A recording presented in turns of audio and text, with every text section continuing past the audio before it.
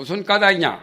아이고, 이 모든 중생이 만약에 마음의 상을 취하면 곧 아인 중생 수자에 집착함이 되나니. 다른 번역에는 여기서 많이 나와요. 아인 중생 수자 다음에 여러 상이 여러 개가 나옵니다. 16개 나오기도 하고 9개 나오기도 하고. 무슨 까닭이냐? 만약에 법상을 취할지라도 곧 아인 중생에 집착한 것이며, 만약에 비법상을 취한다 해도 곧 아인 중생에 집착하는 것이니라. 6조 끝으로 둘째 줄, 이 삼상을 취하면 곧 아울러 사견에 집착함이니, 상에 취하거나 법상을 취하거나 비법상을 취하거나 그게 삼상이죠. 고언이 미한 사람이라. 부처님 금강경은 뜻을 깨닫지 못함이니라. 그러므로 수행하는 사람이 열애의 30 이상의 애착을 하지 아니할 것이며, 또한 내가 반야바람일 법을 알았다고 말하지도 아니할 것이며, 또한 반야바라밀의 행을 행하지 아니하고 성불할 수 있다고 말하지 아니할 것이니라. 노자 도덕경에서는 이런 말이 나오죠. 노자는 말 떠나는 것을 기본으로 해서 그런 말씀을 했죠. 지자는 불어나고 아는 자는 말을 하지 않는다 말. 언자는 부지라. 말한 자는 또 모른다 말. 모르는 사람들이 짓거리고 그런다 말. 내가 지금 말한 것도 몰라서 하는 거지요. 몰라서 하는 건가, 알고도 모르는 척 하는 건가, 알고도 아는 척 하는 건가. 노자는 아는 자는 말을 하지 않는다. 그러니까 여기에 내가 반야바람일 법을 알았다고 말하지 말라 그 말이지.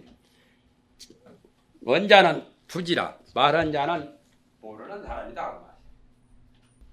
양철통이 빈 양철통이 소리가 요란하게 나죠.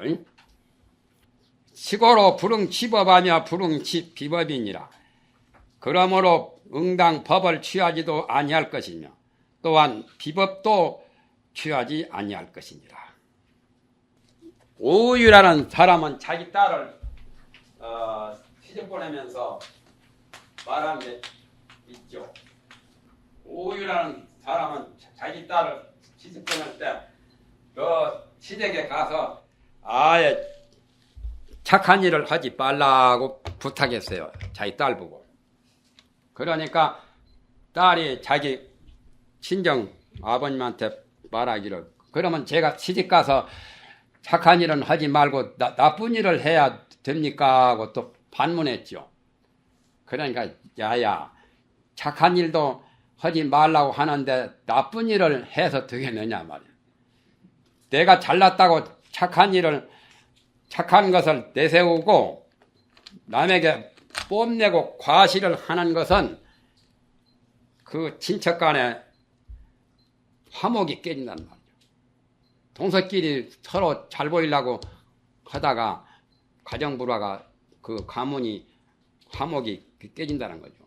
그와 같이 여기도 법을 취하지도 말고 비법도 취하지 말라.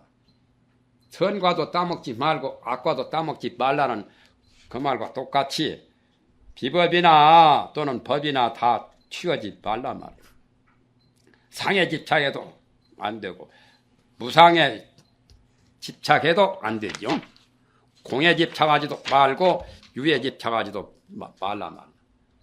초설공유 인계집, 처음에 부처님이 공과 유를 말하니까 사람들이 모두 다 집착을 하더니 후비 공유 중계연이라 그 다음에는 공도 아니다 유도 아니다라고 부처님이 말씀을 하시니까 모든 사람들이 다 떨치고 다 버려버리더라 말이지.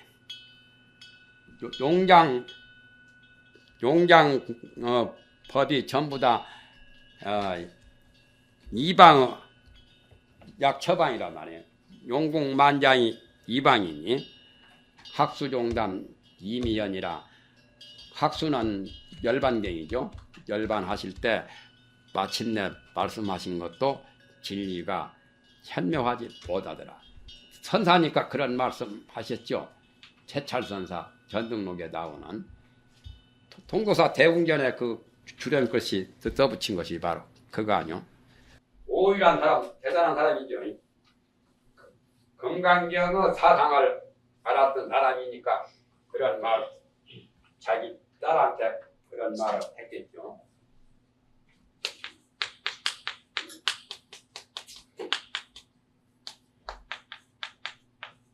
아함경, 방등경 모두 연설할 때 공과 유를 처음에 말할 때 부처님이 공과 유를 처음에 말할 때는 중계집이더니 모든 대중들이 다 집착을 하던 후비 공유 그 다음에는 공유가 아니라고 하니까 공과 유를 다 떠나라고 하니까 반야 사상이죠. 후비 공유 중계연이라 모든 대중들이 다 거기에 따라서 버려버리더라고 공유를.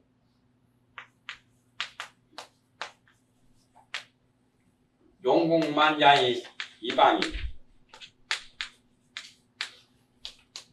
부처님 경전을 용궁회장이라고 해가지고 용궁에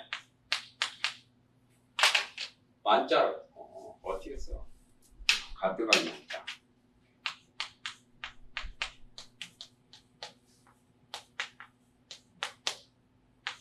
용궁 만장이 의방이라. 의원이자요. 약처방이다.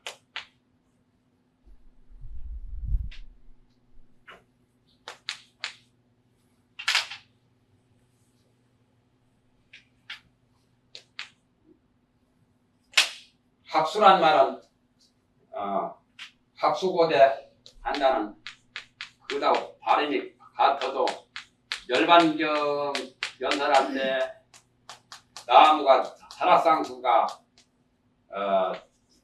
학같이 흰빛깔로 변했다고 해서 학수라고 말합니다.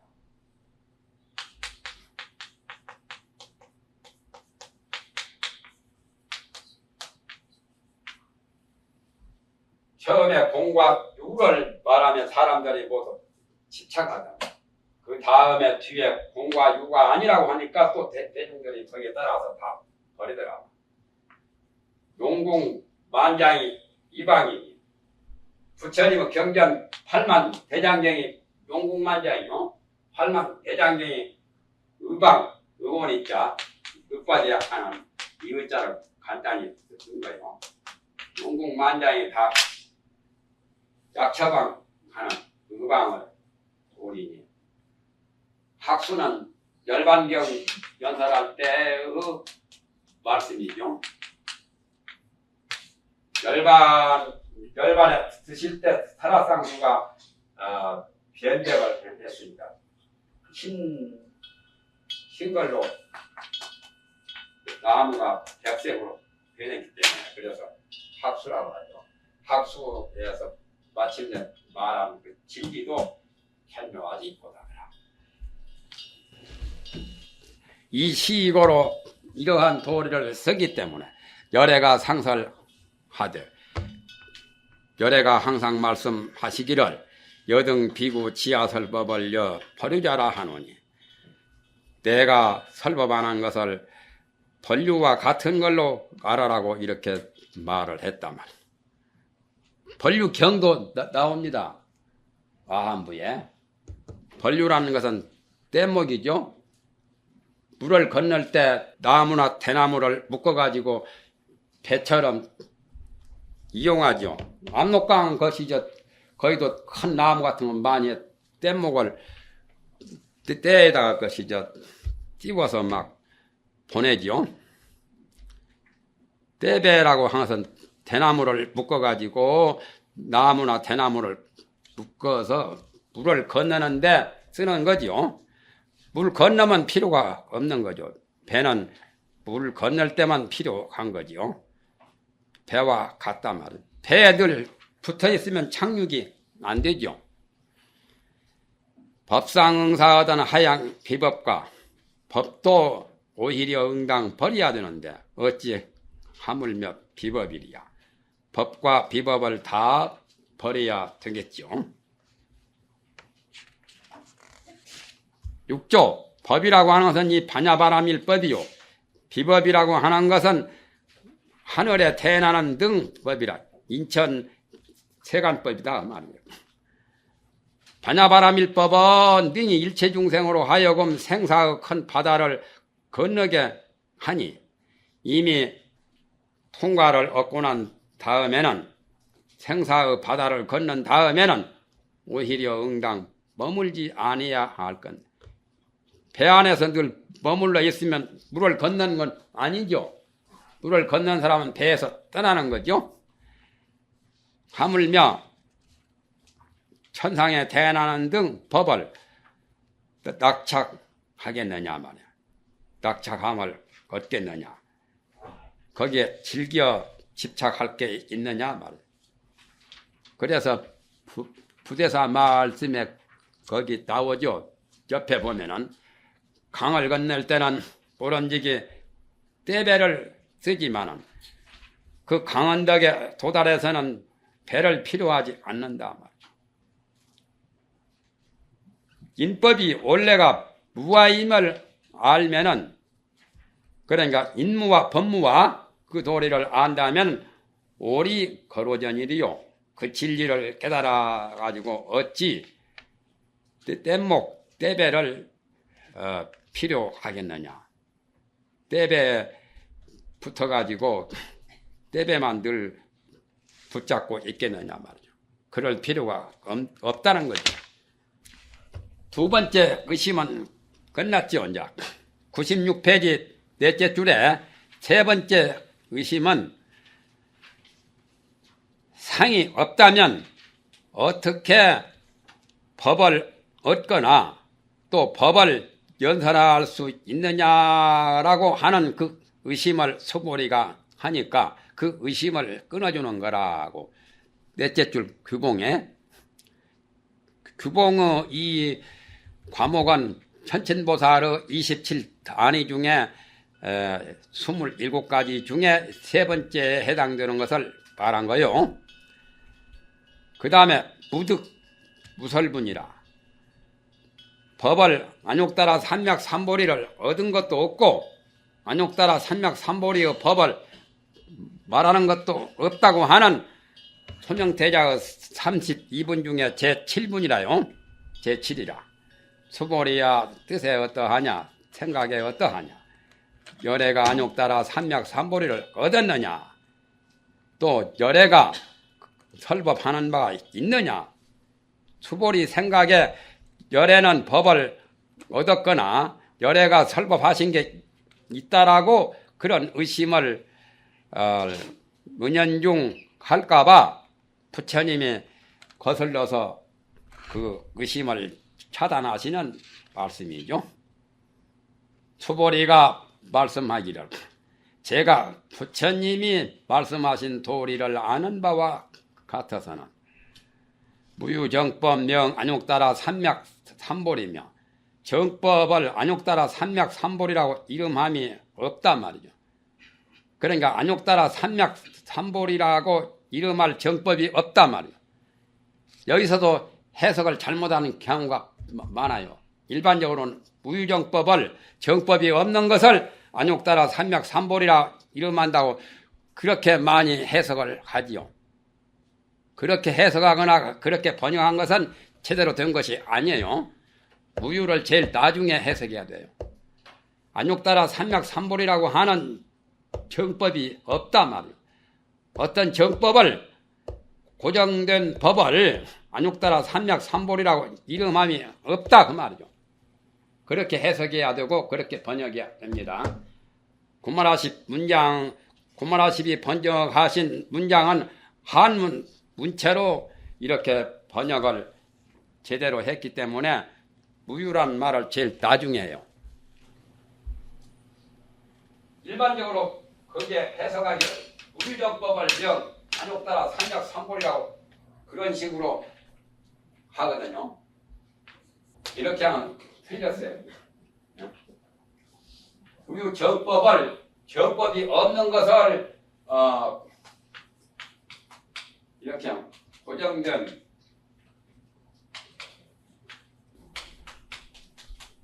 이렇게 하는 틀렸다 말입니다.